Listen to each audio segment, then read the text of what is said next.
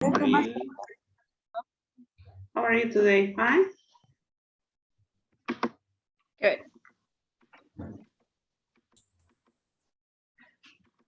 Good afternoon. Good afternoon. Good afternoon, Professor. Good afternoon. How are you? Good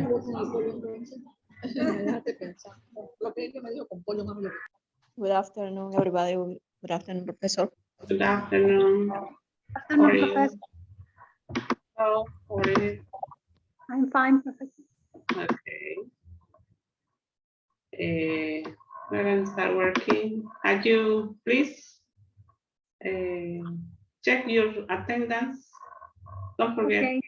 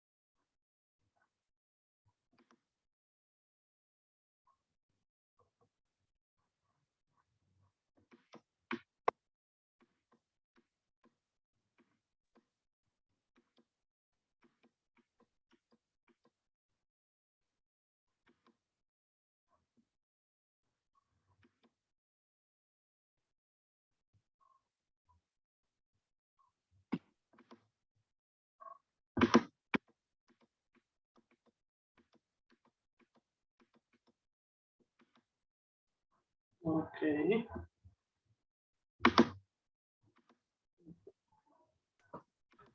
Today we are going to talk about material evaluation.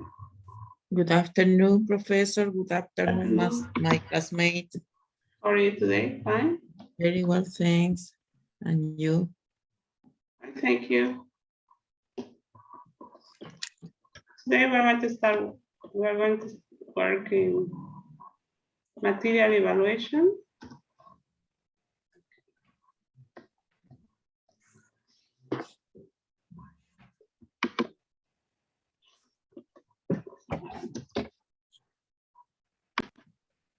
Okay. And the first thing that we're going to do today is to watch this video, okay? Then you are going to give me your opinion about this.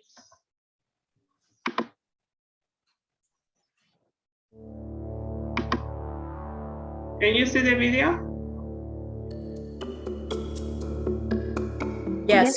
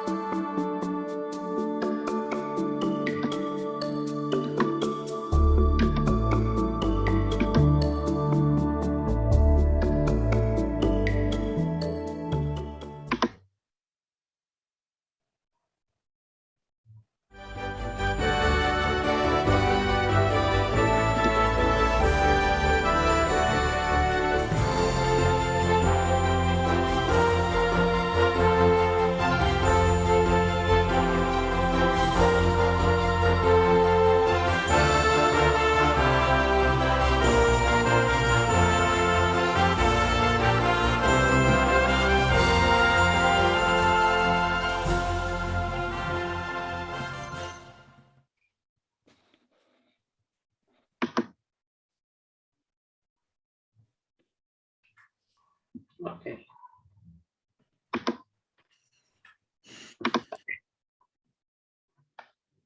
And what can you observe here? What is the situation? What is happening? There are two types of class. Yeah. The first of them is very bored. The Yeah. students are sleeping, they are absent of the class. Some one of them are sleeping, I believe. And the second class is very a modern class, perhaps, Yeah. because the teacher is using dynamic materials. The class is different of a traditional one because the chairs are ordered in different forms of the traditional, and there are groups because this is the best way in this time to organize the class, because there are interaction between the students, and they are friendly each other, they help each other, and they construyen the construct the knowledge in the best way. Yes, they get the knowledge. Yes, that's right. Very good. And there is one important lesson here. The lesson is that we have to choose a very good material. Okay, but how can we choose a good material? Okay, so that is the question. Okay, so we are going to talk about that, and also we are going to see some methodology to evaluate material. Okay, and at the end, we're going to do an exercise about that. Okay, very good. Thank you, Miss Carmela. You have done very well. You're Let's welcome. start so with your the class. 1 minute. Yes.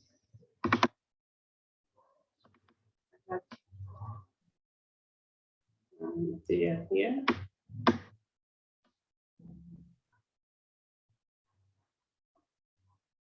You can open Guía de la Semana, Lesson 7, Material Evaluation. Okay, what is evaluation? Evaluation is a matter of judging the fitness of something for a particular purpose, given a certain need and in the light of the resources available.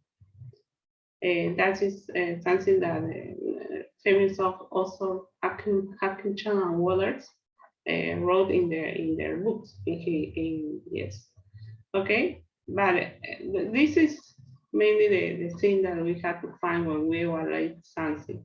Okay. And also we're going to see that there are two aspects of the material that we have to take account. Material should be didactic. Didactic, what does didactic mean? Didactic means it's designed or intended to teach. It also means intended to convey instruction and information as well as pleasure and entertainment. Okay, that's why the teacher in the second class she got a very didactic material. Okay. What are material? Material can be newspaper, minutes, magazine, the internet, TV programs, movies, CDs, songs, brochures, comics, literature, novels, poems, and short stories, catalogs, leaflets, tickets, postcard bills, receipts, wrapping, receipts, business card, and labels.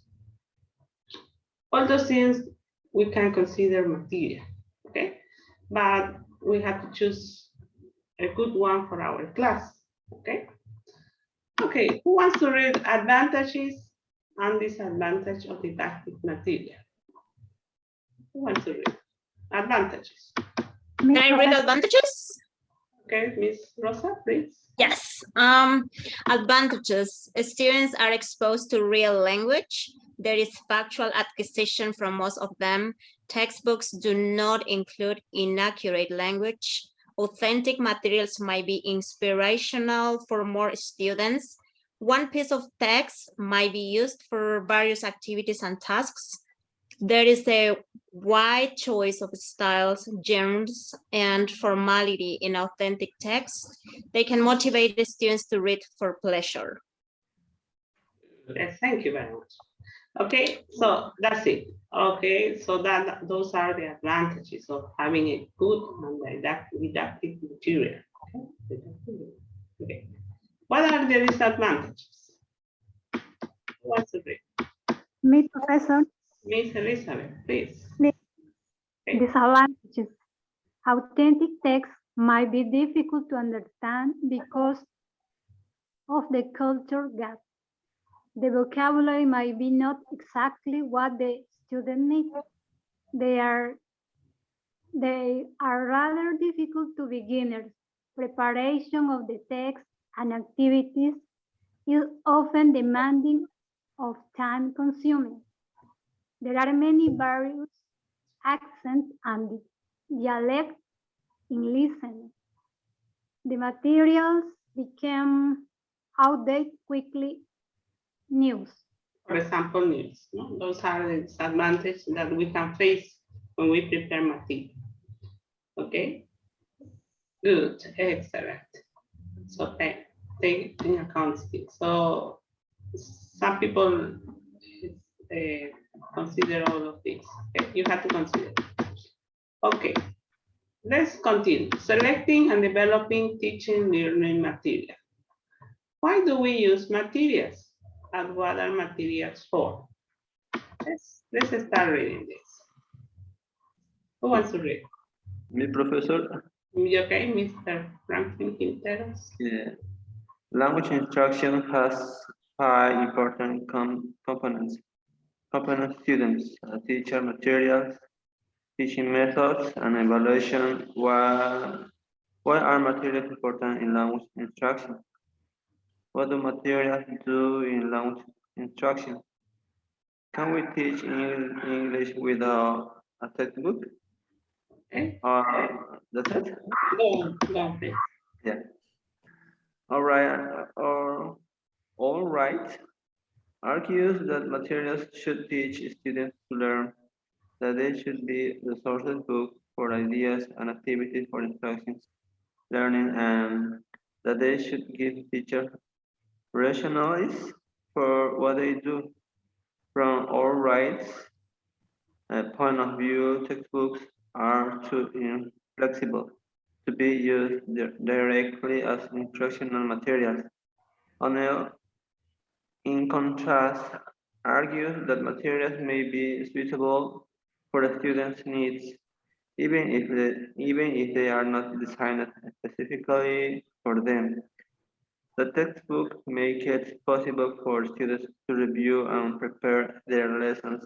That textbooks are efficient in terms of time and money, and that textbook can and should allow for adoption and improvisation. Gracias, Osman. Yes. Okay, stop there. Stop there. Franklin. Thank you. Very good. Okay, so what are materials? Why do we use materials? Give your opinions. Anybody? Why do we use materials? Is this important in language instruction? Yes, professor, but it depends. Materials, it would be very useful if the teacher know how to use it. That's it, professor. It can be. Yes. Okay. As you said, is a worksheet.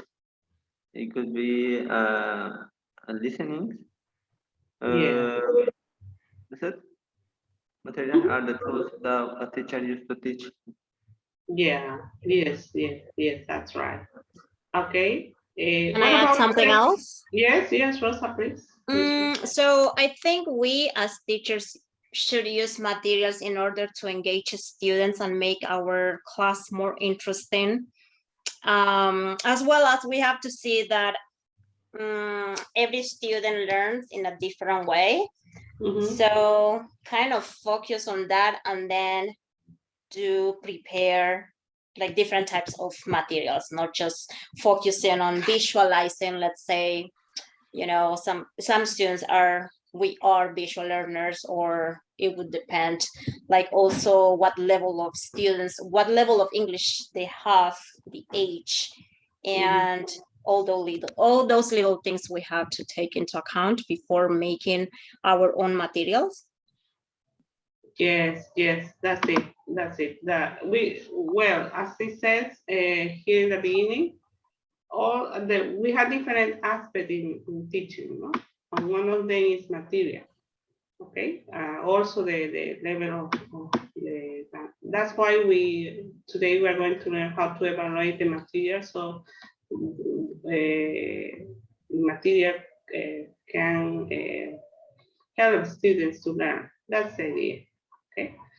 Because, for example, when you teach in a school, sometimes the school asks you to teach a certain book, okay, a textbook. So you have to find if that material is good for your students. Okay. Yes, perfect. Yes. Okay. So as it says all right here, sometimes textbooks are too inflexible to be used directly as instructional material. So what can we do in that case? Okay, but we have to, that's why we have to evaluate the material. And we are going to learn a lot about that evaluation, okay? Okay, let's continue. Who wants to read the next paragraph?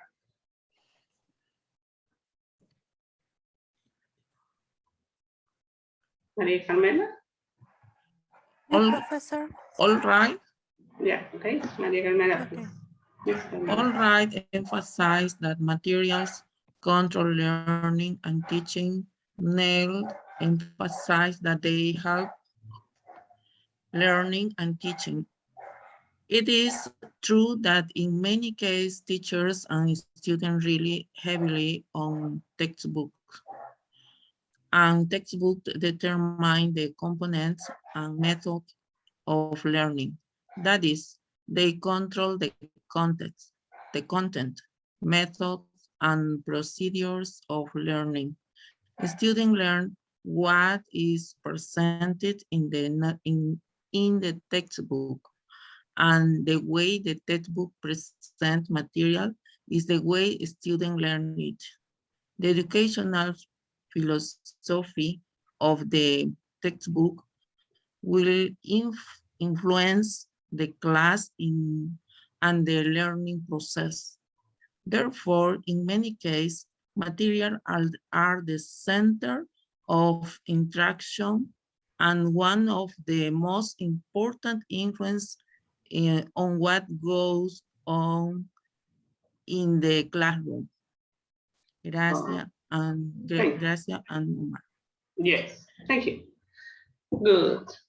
So what textbooks can determine? Mhm. Anybody.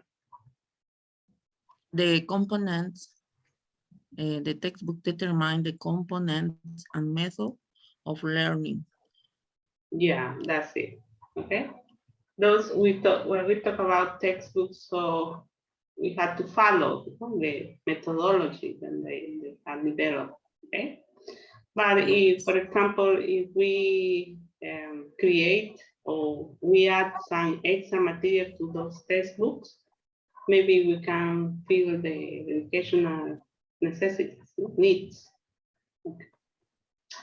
Good, very good. Excellent. Okay, let's continue.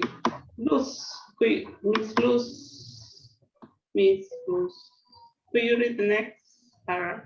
Yes.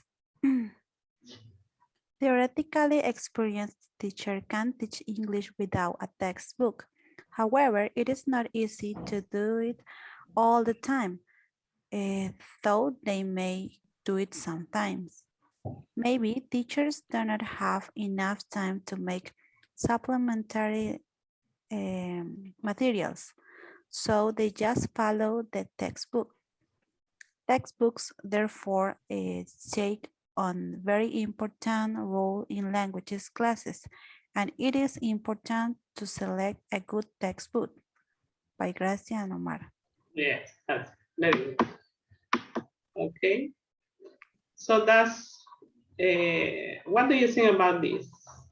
Is this true? Is the teacher can teach English?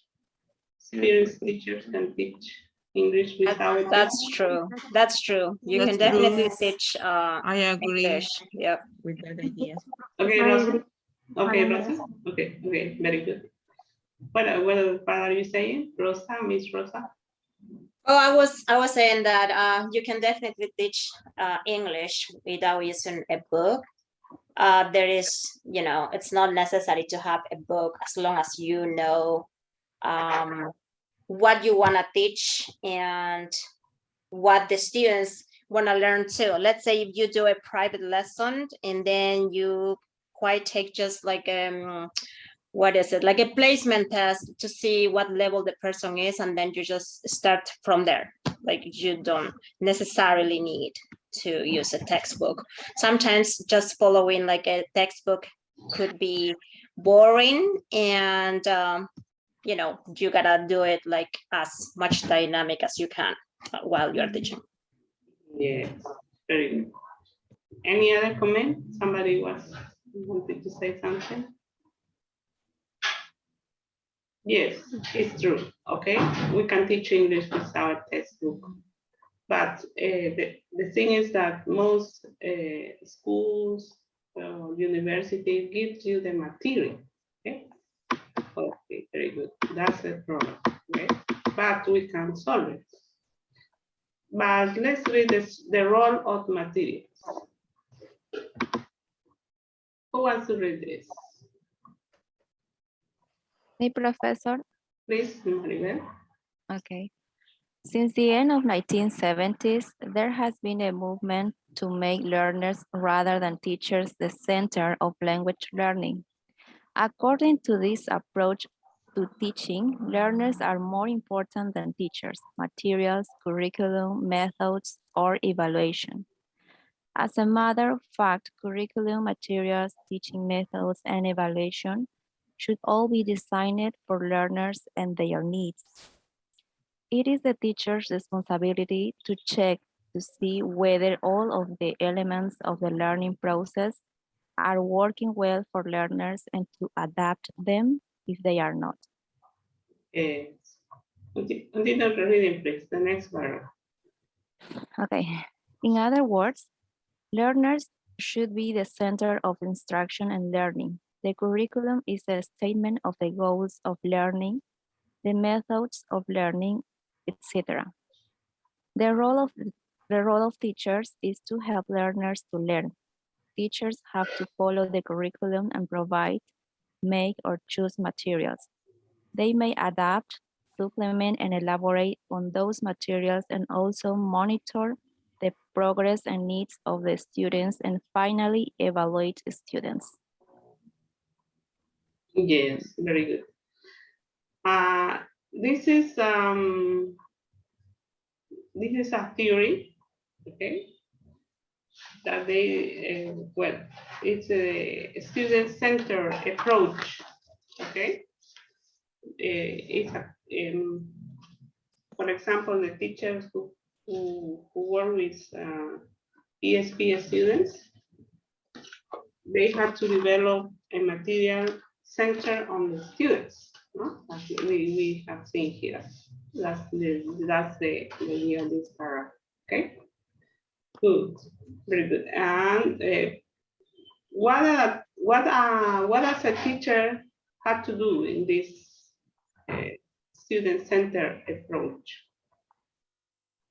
Teacher have to adapt the materials according to their needs of the students. Okay, very good, Jackie. Excellent. Okay, that's the idea.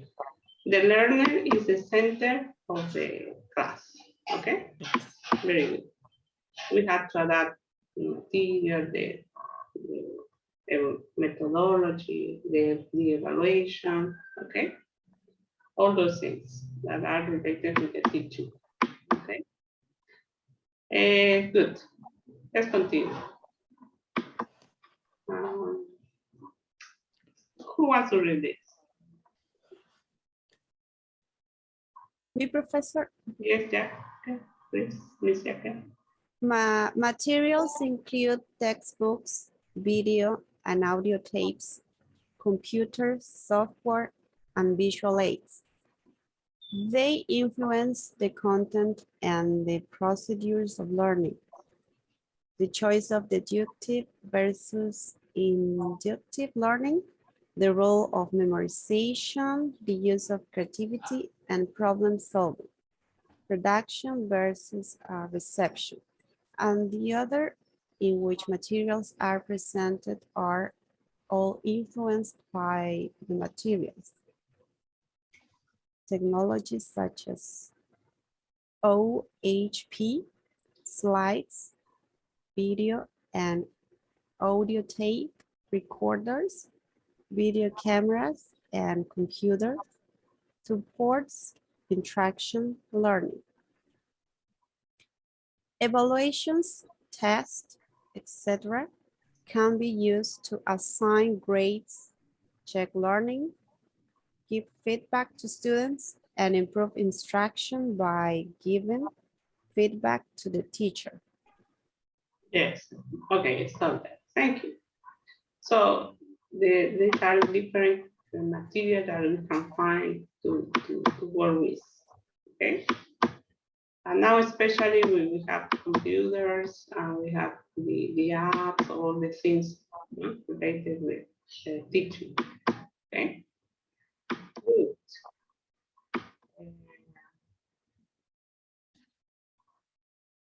Okay. Next. Who wants to read the last paragraph? I can do it. Yes, please. Rosa. Ms. Rosa. Though students should be the center of instruction, in many cases, teachers and students rely on materials, and the materials become the center of instruction. Since many teachers are busy and do not have the time of inclination to prepare extra materials, textbooks and other commercially produced materials are very important in language instruction. Therefore, it is important for teachers to know how to choose the best material for instruction, how to make supplementary materials for the class, and how to adapt materials. Yeah, that's it. That's an important point. No? That's the thing that we are doing now. We are developing reading comprehension, but at the same time, we are developing, or you are developing and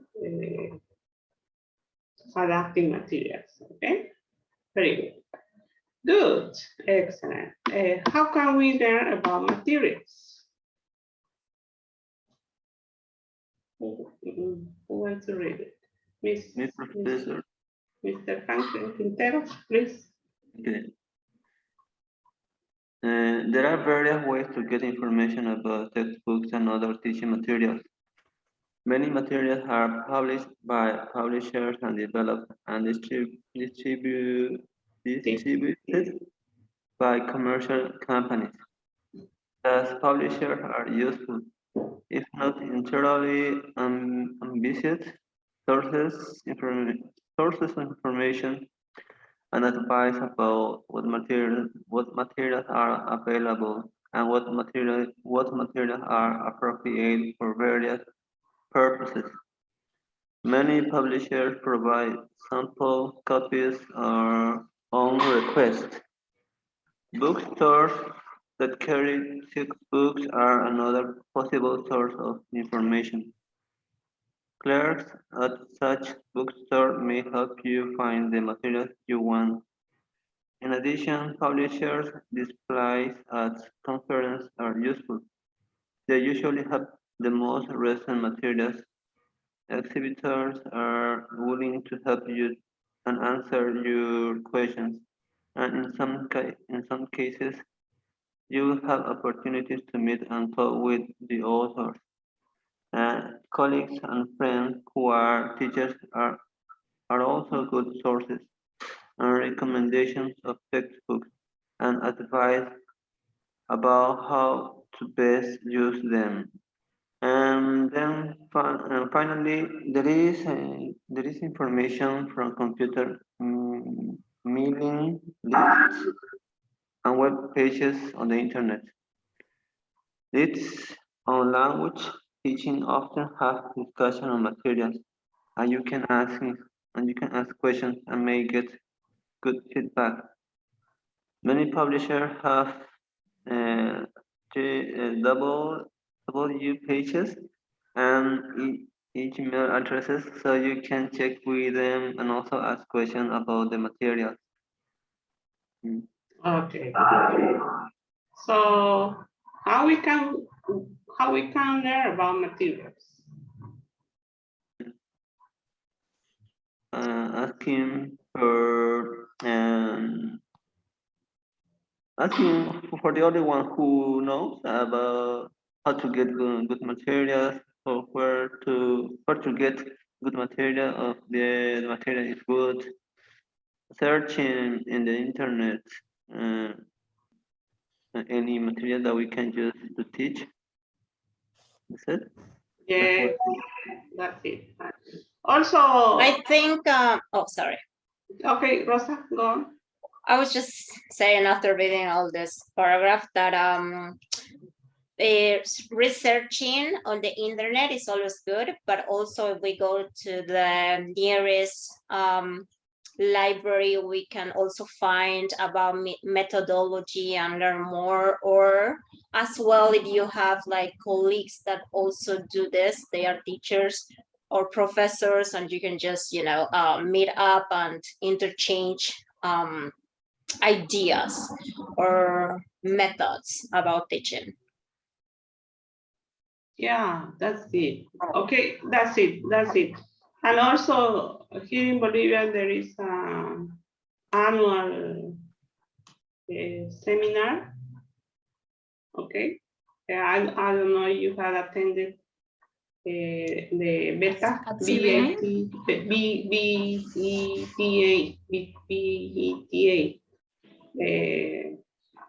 It's the one that it is in, it usually being in at CBA. That's one. Yes, Yeah. that's one. But there is another, the teacher association, from the teachers association. Have you ever heard of? I remember Yes. years back, I used to do to- that like in every city in Bolivia. We used to travel once a year, people who were interested in this. But right now, I don't know if it's still going on, especially after COVID. Maybe they stopped for a while, but it was very interesting because it was international. People from other countries used to go and present and give us ideas and about methodology. Yeah, I remember that. Yes, that's it. That's it. Professor, Yes. I attended to this seminar, I think 3 years ago. It was in the career. Yeah. There were many editorials, Yes. such as, I don't remember the name, but there were many types of books for teachers. Yeah, Yeah. there are. was For example, the Santillana, Yeah. Macmillan, Oxford, Longman, Richmond. Okay, that's Yeah. a lot of. And there are also another from Bolivia. Okay. Yes. Good. That's a good way to get ideas how to teach. And this is now virtual. This I think last year and this year was virtual in January, but I think next year will be essential. I don't know, but it's still working. But it's a nice experience, and also you can travel to other cities in Bolivia, no? And if you had the opportunity, also you can go to international congress, no? Because You get also a certificate for attending the yes, seminar. that's right, and it's not very expensive. That's a good idea to. Not for students, it's cheaper. For Yeah. professionals, it's much Yeah. money. Yes, that's it. Very good. That's it. Excellent. So we have a lot of sources of so we can get material. Excellent. Okay. Let's move on. How do we get materials? Next, who wants to read this? Me, Professor. Okay, Miss Herrera, please. How do we get to materials? In addition to publisher, there are many possible sources of material. There are a lot of material available on the internet. You can search for material when you have free time and store them for your future classes. Many teachers go abroad during the vacation these days, and they can collect materials in English speaking countries. TV and radio are good sources. They provide a variety of materials.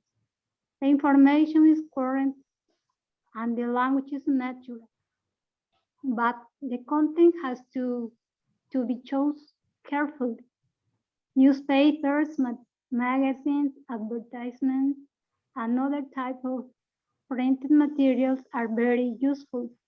Teachers can take photos, make videotapes, and record audio tapes.